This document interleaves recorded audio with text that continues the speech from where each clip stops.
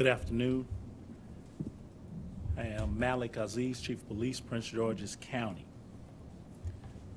Today, I would like to announce the arrest of 33-year-old Harold Landon III of University Park, Maryland, for the murder of 59-year-old Mariam Sela of Greenbelt, Maryland. The Prince George's County Police Department has worked in partnership with Chief Bowers and the Greenbelt Police Department, the FBI Baltimore Field Office, Anne Arundel County Police Department, Charles County Sheriff's Office, the Calvert County Sheriff's Office, Maryland Coordination and Analysis Center, and the Maryland National Capital Park Police, Chesapeake Search and Rescue, Calvert County K-9 Search and Rescue Team, and the Prince George's County State's Attorney, Aisha Braveboy, and her team to bring this case to justice and give the family a degree of comfort.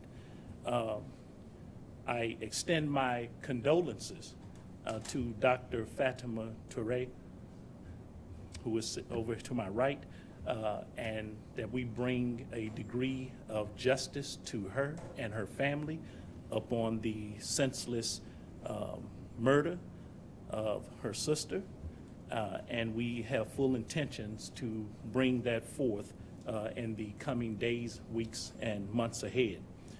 On July 29th, 2023, Miss Mariam Sela went for an evening walk in the 6900 block of Hanover Parkway and did not return. A friend of the family contacted the Greenbelt City Police Department to report her missing. On August 1st, at approximately 4:30 p.m., a concerned citizen contacted PGPD police concerning what appeared to be human remains in the 7300 block of Old Alexander Ferry Road in Clinton, where a dismembered body was discovered. Through various investigative techniques and tireless work of detectives, they were able to develop Harold Landon III as a suspect in this murder. Detectives discovered that he was in the park at the same time of the abduction and later identified through his vehicle. Through DNA evidence, the remains were identified as those of missing teacher Miss Sela. Miss Sela was a much beloved teacher and a member of our community, a valued member of our community. But I want to thank the men and women of our Prince George's County Police Department's Major Crimes Division Homicide Unit, and that includes the Greenbelt Police Department for their unyielding efforts in their efforts to bring to justice Harold Landon for the murder of Mrs. Sela. Lead Detective John Wood, Lieutenant King, Sergeant Russell, Detective Visball, Detective Paz, Detective Lynn, Detective Munawa. They have worked countless and tireless hours in what I believe is the finest homicide unit in the nation to bring Harold Landon to justice. And so I want to personally thank them for their diligent efforts and the coordination with our other counterparts, and especially our relationship with the municipality with Chief Bowers and his team at Greenbelt. Thank you so much. At this time, I'm going to turn it over to our leader, our county executive, Ms. Angela Also Brooks. Good afternoon. I'd just like to first express all of our very, very sincere sorrow and grief upon the loss of one of our beloved teachers, Miss Mariam Sela. She is today acknowledged. The principal of her school is here from Dora Kennedy French Immersion School. I want to thank him for his presence, as well as the president of our Prince George's County Teachers Association. I want to thank her for being present as well, and to say to all of the young people who love Miss Sela, who we've heard from over the last few weeks, the second grade students that she taught, to tell all of those students as well that we express our condolences and grief to them as well. I want to just, as well as Miss Sela's family, her sister is here today, Dr. Torre, wanted to also express our condolences.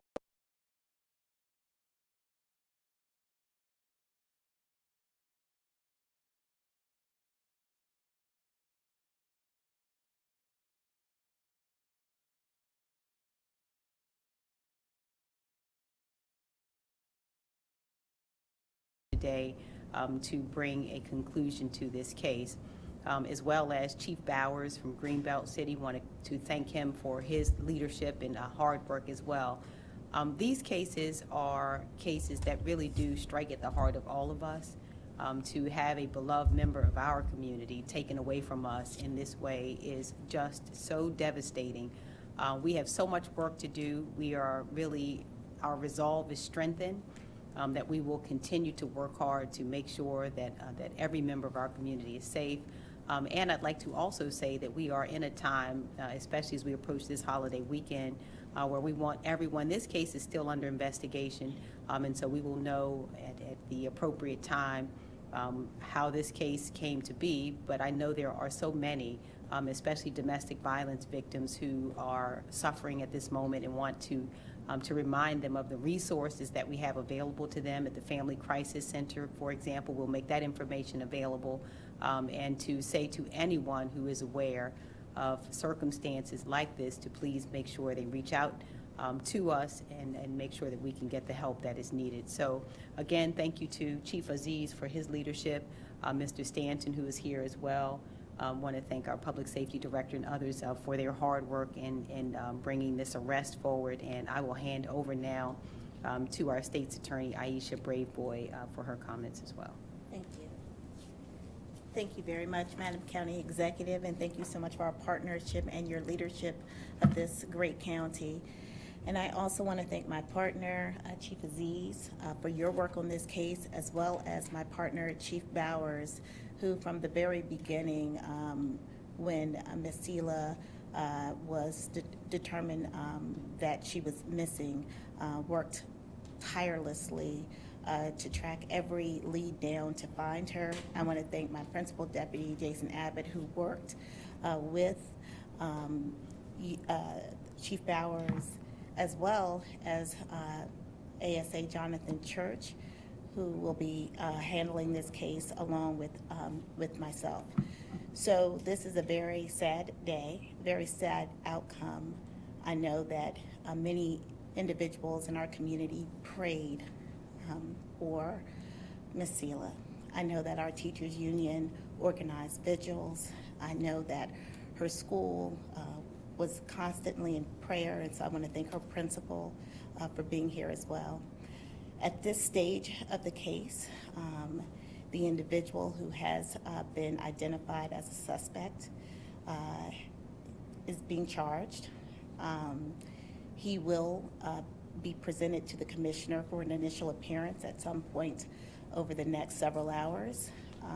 And we expect him to have a bond review on Tuesday. And so essentially we'll know probably early Tuesday morning that he is on the bond list, but it's very likely that he'll be on the bond list for 1:15 on Tuesday. So we look forward to continuing to update you as we move forward with this case. And to Ms. Torre, we are just, our heart goes out to you. There are no words to express how we feel. I have a sister myself, and I can't imagine losing my sister in this way. And I know that Ms. Alsa Brooks also has a sister. And so that bond that we have is special. And to lose a sibling in this horrific way, it's unimaginable. So we will do everything in our power to get justice for you, for your sister, for your entire family, for our teachers, for our schools, and our entire community. Thank you. Yeah. Anything about what this was about? I see that this man has been locked up since early August on a domestic violence charge. Is that in any way related to this? What was the motive there? Well, the domestic violence charge is not related to this. We don't believe that to be related. If you want information on the domestic violence per se, we have the chief over here. He can answer any questions on that if you would like. What was the motive in this case? Well, we don't know at this particular time. We don't have any motive. Our detectives, you heard me mention earlier about the hard work that our detectives do. They're putting the pieces together. It is, you hear this term, it's a fluid investigation, it's an active investigation. Those are meaningful words. They are putting together the pieces of a puzzle to try to find out. I will say this, though. You know, motives in these cases, even if it exists, there in no way would it bring any resolve to a family for that's whatever reason. It's senseless. It doesn't make any. It's the type of violence is depraved, and it wouldn't make any difference to me. It's just it's disturbing. Any other question? Go ahead. I am gathering from Brad's question that you do not believe that the suspect and Madam Sula had any prior contact to their deadly encounter. At this particular time, this appears to be stranger to stranger. At this particular time, you know, when we're investigating these type of things, we always leave door open for something that, you know, could have been missed. But our detectives have been working really hard to make those connections, and we haven't found any connection that these two people knew each other, and I don't believe they knew each other. I just think we have a person who decided to go out and commit a horrific crime. The most horrific crime you can do is murder, and do that for some unknown, unjustifiable reason. Gene, it's kind of hard here. Can you repeat where did that citizen find the remaining medication? From my notes, from what I said earlier, when the concerned citizen, that was 7300 block of Old Alexander Ferry Road in Clinton, 7300 block. She went walking in the 6900 block. They found her body in the 7300. Any other questions that we would have for myself or any other? Okay, all right. Thank you Brian. Thank you very much for coming. We appreciate you. Thank you, Chief. Thank you, everybody. And